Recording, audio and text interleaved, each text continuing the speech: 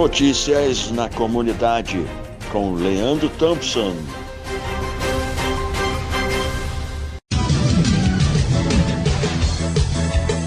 Fala pessoal, sou o Leandro Thompson, chegando aqui no nosso quadro Notícias na Comunidade, segunda-feira, 4 de novembro de 2024. Vamos que vamos?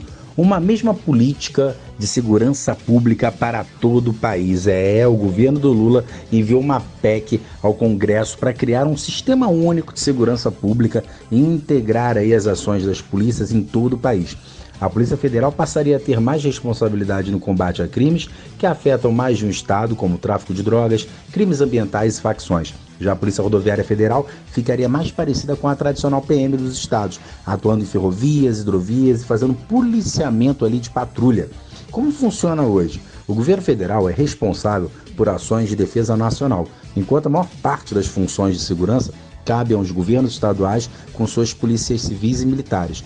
Governadores estão resistindo à PEC do governo, batendo na tecla de que ela quer retirar a autonomia dos estados quando o assunto é segurança pública, principalmente ao tirar a liberdade para criar de leis próprias, a criação de leis próprias. Isso porque, embora os estados continuariam controlando as PMs, os governadores não teriam poder sobre temas mais amplos como maioridade penal, acesso às armas e definição de penas para crimes. Então isso aí ficaria no âmbito federal. A PEC ainda deve passar por mais discussões antes de chegar ao Congresso, onde, chegando lá, ela vai precisar de 49 votos de senadores e 308 votos de deputados em 2 turnos aí para ser aprovada. Então tem muita água ainda para rolar e todas as notícias sobre isso eu trago aqui novamente no nosso quadro Notícias na Comunidade. Falando agora um pouquinho do Enem, esse domingão teve a edição aí do Enem, início ontem, a primeira parte dele, e a redação trouxe um tema interessante, que foi o Desafios para a Valorização da Herança Africana no Brasil, e mais de 4 milhões de candidatos se inscreveram no exame, teve 26% de abstenção. A prova incluiu 90 questões divididas igualmente entre linguagens, que é a língua portuguesa, literatura, língua estrangeira e ciências humanas, que engloba história, geografia, filosofia e sociologia. O segundo dia de prova está marcado para o dia 10 de novembro e terá outras 90 questões aí sobre matemática e ciências da natureza, que incluem química, física e biologia. O Lula e o Ministério da Educação, com a figura do seu ministro, Camilo Santana, comemoraram o aumento de 27% nas inscrições em relação ao ano de 2022.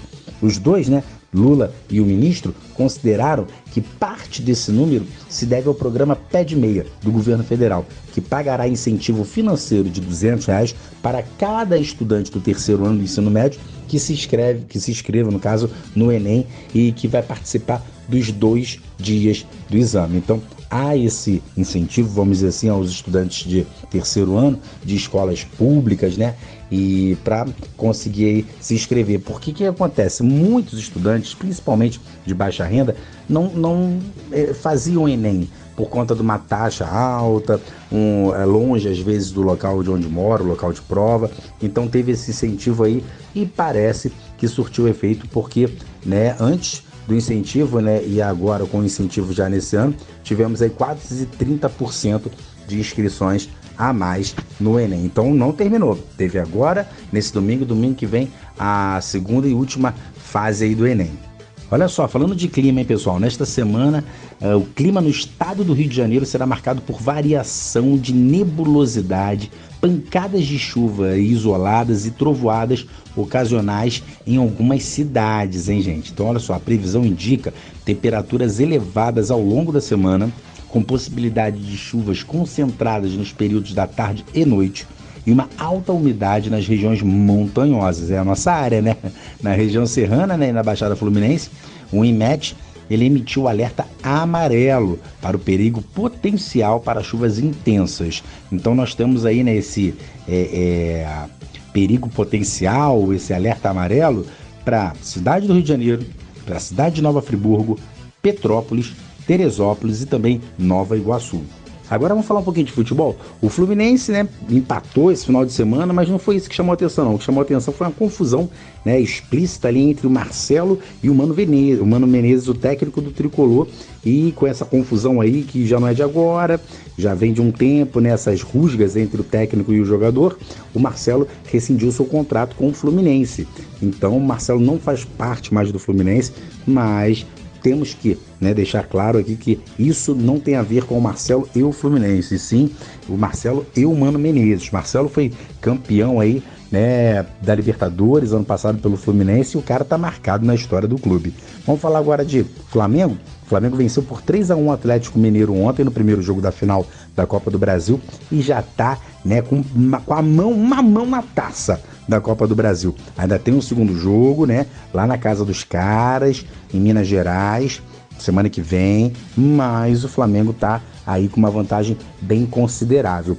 Vamos falar agora do líder do Brasileirão, que é o Botafogo. O Botafogo vai jogar com o Vasco, que tá aí numa subida bacana aí de posições pelo Campeonato Brasileiro. O Vasco está em nono e está jogando bem, voltando de vitórias aí, e o Botafogo quer ficar em primeiro lugar, quer se afastar cada vez mais do Palmeiras e não repetir o que aconteceu no finalzinho do Campeonato Brasileiro do ano passado. Então teremos um jogão, um clássico, terça-feira, envolvendo Botafogo e Vasco. É isso aí, pessoal, vou ficando por aqui, mas amanhã eu tô de volta no nosso quadro Notícias na Comunidade. Um forte abraço.